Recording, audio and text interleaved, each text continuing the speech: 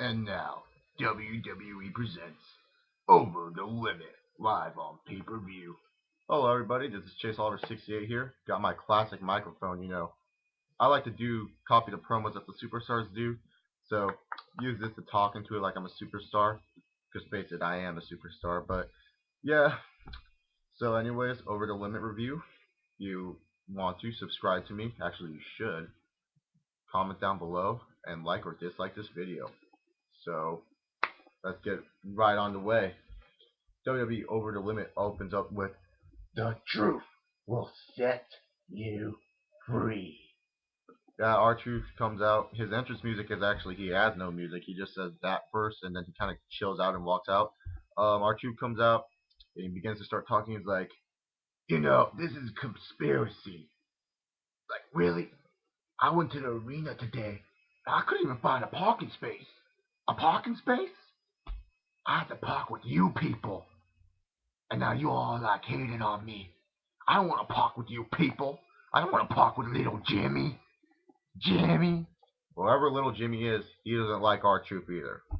But solid, decent starting promo for R-Truth.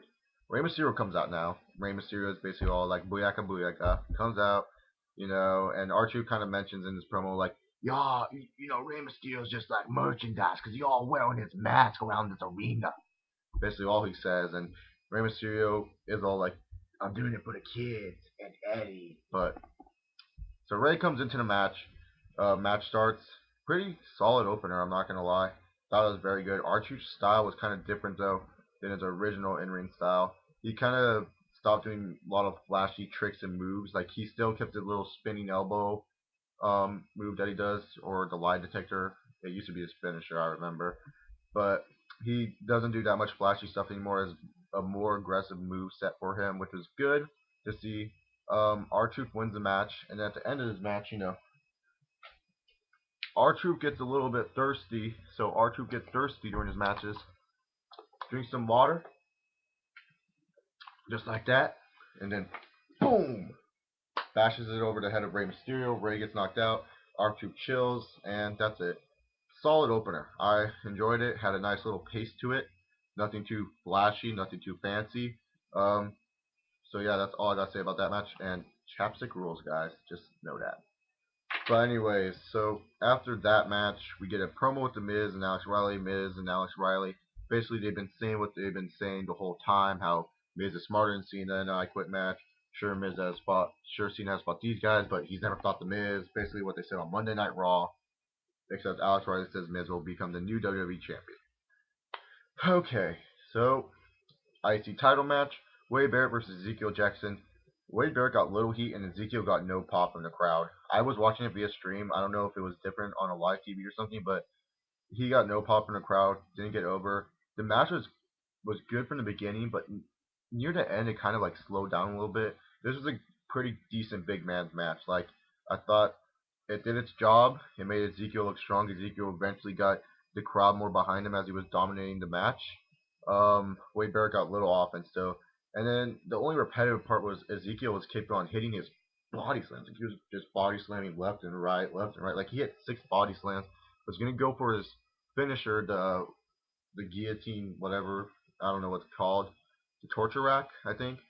But then afterwards, Justin Gabriel, Heath Slater come out, say, "Screw you, Ezekiel." Kick him in the stomach, DQ, Wade Barrett, and then beat him down. Wade Barrett stands tall. Ezekiel wins the match. Guess they kind of want to prolong this a little bit more. Maybe put them in a gimmick match of some sort. I guess that's cool. Kind of wanted to see Ezekiel push now, but we'll just have to wait and see what they do with this. So right now, as it stands, Wade Barrett is still the Intercontinental Champion. Then we get a segment, CM Punk and Mason Ryan are talking, and then Michael McGillicuddy and David Tonga are down. Mason Ryan comes up and goes, what happened? What happened with you guys? Who did this?" And Michael's like, Kane did this. Kane did this. And then Mason Ryan's basically snapping. He's like freaking out. And Punk's like, "Hey man, hey, settle down, settle down." He's like, "You okay with the thing?" He's like, Punk's like, no, Mason. I do care what happened to them. But the thing is, I'm thinking about us right now winning the tag team championship. I'm thinking about us becoming the tag team champions. And so Mason Ryan kind of like understands what Puggin's saying, and he kind of goes, "All right, I'll listen to you." So he listens to Punk, and then Punk goes up to Michael McGillicuddy and David Otunga. He's like, "Hey guys, come on, walk it off." Next up, we got Sin Cara versus Chavo Guerrero. Very solid match. Enjoyed it. Good Lucha Libre type match. There was a lot of spots though that were kind of like iffy. Like I thought Chavo actually hurt his knee on one spot. He probably did, and he kind of did look kind of sluggish at the end. But nonetheless, solid match. Chavo helped Sin Cara out a lot. The only thing that I hated was the ending. The ending was kind of like botched and finished. But other than that, the match was pretty solid. I enjoyed it. So all I gotta say about that match, very good match. It would have been match of the night if we didn't have the World Heavyweight title match, which I'll get into later on. We got, surprisingly enough, the Divas title match is not the piss break for the in between. It's actually after the Sin Cara Chavo match. So Sin Cara and Chavo gets followed up by the Divas match. Terrible Divas match. No Karma appearance. The Bellas retained by Twin Magic. Lame. Don't care. Divas match sucked. Moving on, Randy Orton and Christian have a little backstage intervention. Todd Grisham's interviewing both of them, and they kind of just talk basically what they said on SmackDown. Christian's like, Randy, I'm 100% now, and I'm gonna win that title. And then Orton's like, you know, every story does not always have a happy ending. Okay, whatever. Don't care. Moving on, got the tag team title match, but before that happened, my name is Alberto Del Rio. But you thought he knew that. Alberto Del Rio came into the ring. He basically talked about how he was going to win the WWE Championship soon enough. It was his destiny, yada, yada, yada. Show Kane came out. They didn't want to hear him talk anymore. Then Kane kind of said, you know what, Del Rio, I'm in a bad mood already because the rapture didn't happen yesterday. But not only that, you're putting me in one. And so he just kind of said that. Del Rio rebutted. Then Big Show and Kane were like, dude, get out of the ring. No one likes you. So they both got out of the ring. Del Rio basically leaves. Then the tag match happens. Punk and Ryan come out. Nothing really too exciting this match. It was like a standard tag match, which I liked. It felt like a tag team division was kind of back type of thing, but I knew it wasn't. Like if you get what I'm saying, it was like a standard tag match that you would watch normally, like between like a team of Too Cool versus Christian and Test or something like that. If that gives a good example, it was just like a standard tag match. Uh, Props to Punk tributing the Macho Man, going up to the top turnbuckle, doing this. I wish he hit the move, but it is what it is. Then he comes with Kane and Big Show, basically double choke slamming Mason Ryan. Nexus doesn't win. I wanted him to win the tag titles, but at this point, Nexus is so buried it doesn't even matter. So we move on to that. We're getting to Michael Cole's like, all right, guys, I'm out of here. Got a warm up for my match with King. He decides to leave, and we get the World Heavyweight Championship match. And what a great match this was. You I know I bashed on Randy Orton for being boring. I mean, he is kind of boring on the mic, and his moveset is not the greatest moveset of all time. But he did pretty decent in this match. Christian really was the star of this match, in my opinion. Once again, I'm not trying to bash Orton. I'm just saying Christian looked very good. I mean, who can argue there? Christian looked phenomenal in this match. It was just such a great thing, and I thought Christian was going to win. And this is like the first non-gimmick match from WWE that is in contention for a match of the year, in my opinion.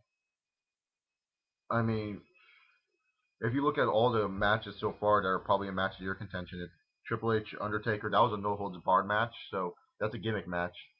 Then we have the last man standing match between Orton and Punk, gimmick match. Ray versus Rhodes, gimmick match, and maybe the WrestleMania 27 match, but who knows? And Christian Del Rio, gimmick match. So it's kind of like this was a first true non-gimmick match to be like a match of the year candidate. It was a very great match between two very good superstars. off a pay-per-view called Over the Limit. So basically, at the end, Christian's upset. He's like this. Orton kind of like picks him up, you know, just saying, "Hey, you did good. Let's shake hands." And then Christian pushes him away. Fans start booing. It's like Christian's turning heel here. Christian though feels bad, goes back in the ring, shakes Randy's hand. Randy's like, "Okay, what the fuck was that all about?" Does this weird stare for an hour, like looking at Christian, like, and then Christian kind of leaves, and he's just like this the whole time, like looking like he's gonna turn back and attack Orton, but he doesn't. Like I said, very great match. You guys gotta check this match out. I really thought Christian was gonna win, but in reality knew what happened. And then thank the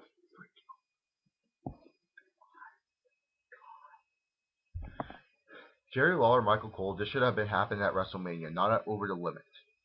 This was awesome. What happened?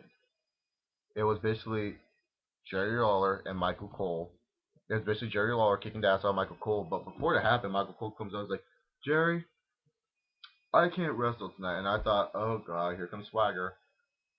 "See, my doctor wrote a note, and I quote, that Jerry Lawler's foot could have diseases such as," and he names the diseases, and basically he doesn't want to get the diseases. Jerry Lawler's like, "LOL, no."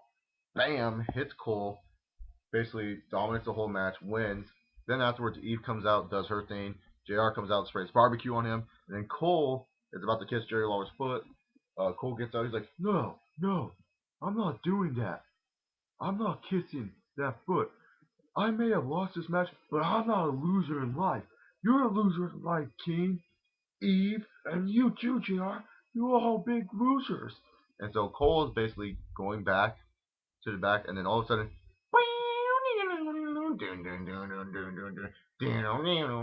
and Bret Hart comes out, and I was like, "Whoa, shit!" And then Hart's just chilling in his WrestleMania 2016 form, like, "Where you going, dude? Where you going?" Brings Michael Cole back to the ring, locks into sharpshooter. Cole is like screaming, kisses Jerry's foot, and the segment. So then we get to the WWE Championship match, Cena versus Miz. Basically what happened before the match started, Miz starts talking. He's like, "Cena, I said I don't have to do all these things, but this is a no disqualification match, and A-Rye is more than welcome to help me out." Now this was a very good gimmick match. It wasn't like anywhere near like Extreme Rules gimmick matches, but it was pretty interesting. Basically, Miz and A-Rod just kicked the shit out of Cena the whole match. Then it comes to the point where Miz is like really upset with Cena, goes to like a little kid and goes, "Tell your boy to quit." And the little kid's like, "No, no, no, Cena never quits." And basically, Miz hits Cena in the head with the chair. I thought he was that's it. He better get fined for that. I'm sorry. Like I know that it was an I Quit match, but Miz and like if Triple H Undertaker got fined for that, Miz should get fined for that chair shot because that was nowhere near protective, unless Cena actually want to go through with it. So then Cena's kind of out cold. The ref is getting up because the ref got bumped, and then A-Rod's, Cena, do you quit?" And then all of a sudden it goes, "I quit." And then Miz's music hits, new WWE champion. Everyone's all jumping up and down. Then the ref's like, "Oh wait, what's this?" And he looks at the cell phone. Turns out that it was a cell phone. Had the message of Cena saying, "I quit." The ref got pissed off. Restarted the match. Cena was like, "Puppy power!" Gets up, Super Cena's, FU's Riley, takes off his belt, with the Miz, SEFU, retains the title. That ending didn't happen. I would say this was a very good match, but the ending that just happened was just so like dumb. I get human beings get adrenaline rushes, but after you saw the punishment, especially if you watched the match, the punishment Cena went through, it's kind of unbelievable of him coming back at full force like that. So yeah, that's all I gotta say. The ending just felt kind of rushed, but whatever. Overall, Over the Limit exceeded my expectations of being a C plus show. There's some good matches on here. I enjoyed it thoroughly. Um, it, I can't believe this is better than WrestleMania, but I'm giving it a B minus. Uh, Nothing more to say here about this pay-per-view. So yeah, basically follow the guidelines of the opening video. Subscribe to me, like this video, and comment down below if you dislike my review. Dislike it. But yeah, I am Chase Oliver 68. Enjoy your guys' Sunday night and have fun tomorrow.